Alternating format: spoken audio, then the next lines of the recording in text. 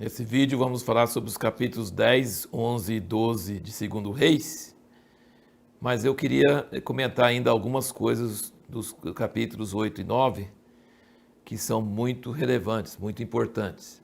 No capítulo 9, quando fala que Jeú entrou em Israel e a Jezabel se pintou, e aí ela falou da janela, ela achou que estava sendo muito inteligente.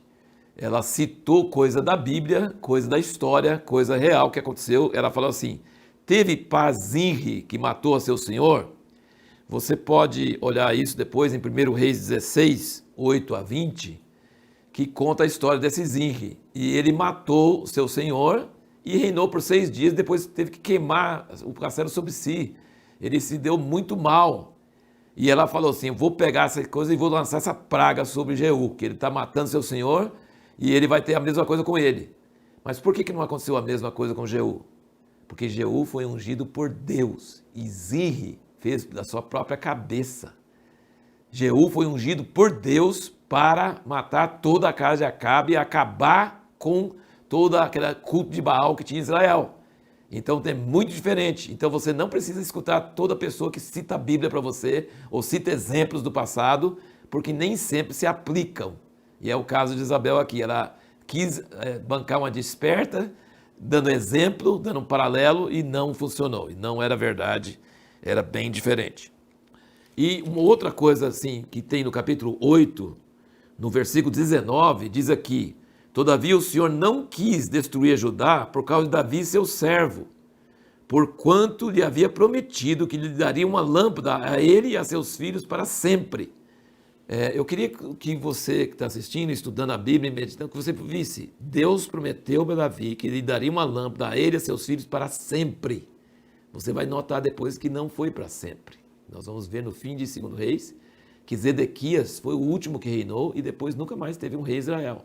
Então, o que significa quando Deus fala para sempre?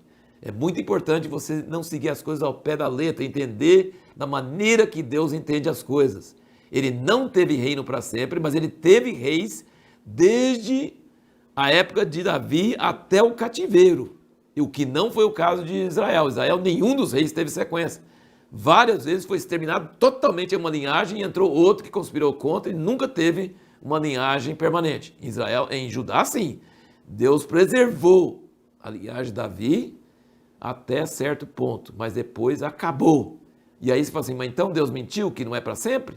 Não, para sempre houve uma quebra no meio, mas Jesus é que vai cumprir esse reino de Davi para sempre.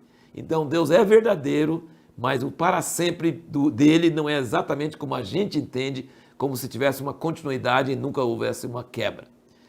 E é importante agora no capítulo 10 e 11 você perceber como foi terrível a aliança que Josafá fez com Acabe. Acabe representa um vírus, um mal terrível. A Bíblia diz que ele foi pior do que todos os reis antes dele, porque ele casou com Jezabel, e ela, de fato, era a fonte da maldade, que além dos pecados de Jeroboão, que eram aqueles 2 bezerros de ouro, trouxe o culto a Baal. E o culto a Baal contaminou Israel. Judá tinha o templo, tinha todas as coisas certas. Só que, e Josafá seguia a Deus, e Josafá era temente a Deus. Lembra que ele foi para a guerra junto com Acabe, Acabe queria jogar toda a praga em cima dele, e Deus protegeu Josafá. Josafá era um homem de Deus. Eliseu, quando foi os 3 reis para ele, falou assim: eu só vou atender vocês por causa de Josafá. Josafá era um homem de Deus, era um homem justo, mas ele fez aliança com um homem ruim, com um vírus, com uma coisa terrível, que é Acabe, que é o culto a Baal. E aí, sabe o que a aliança faz? Casou o filho de Josafá com a filha de Acabe. Sabe qual é o nome dessa mulher? Atalia. Ela entra na história como a pior vó que já existiu na face da terra. A pior vó, a pior bruxa que poderia existir na face da terra. A filha de Acabe, que casou com o filho de Josafá, um homem de Deus, um homem temente a Deus, mas fazendo uma aliança errada, entrou o vírus do culto a Baal em Judá, e Judá estava contaminado com esse vírus. E quando Jeú foi ungido, ele matou o filho de Acabe e ele matou Acasias, que era descendente de Josafá, que era filho dessa Atalia. Ele matou os dois. E aí o que acontece? O que acontece? Essa avó maldita, que era mãe de Acasias, ela pegou todos os filhos de Acasias, que eram netos dela, e matou todo mundo. Só que aí nós temos uma figura heroína maravilhosa, que era a tia do menino, dos meninos.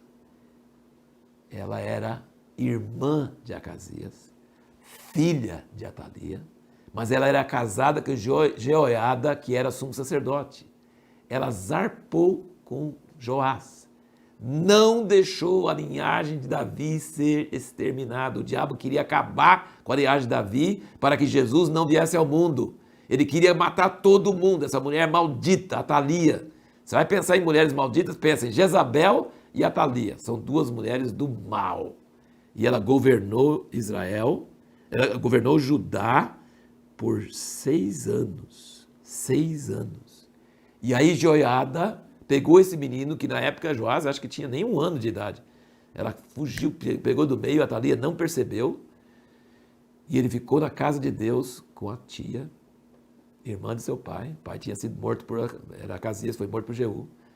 Ficou com essa tia bendita e o tio, né, que era Jeoiada. E aí Jeoiada acabou com o culto de Baal, coroou Joás rei sobre Israel.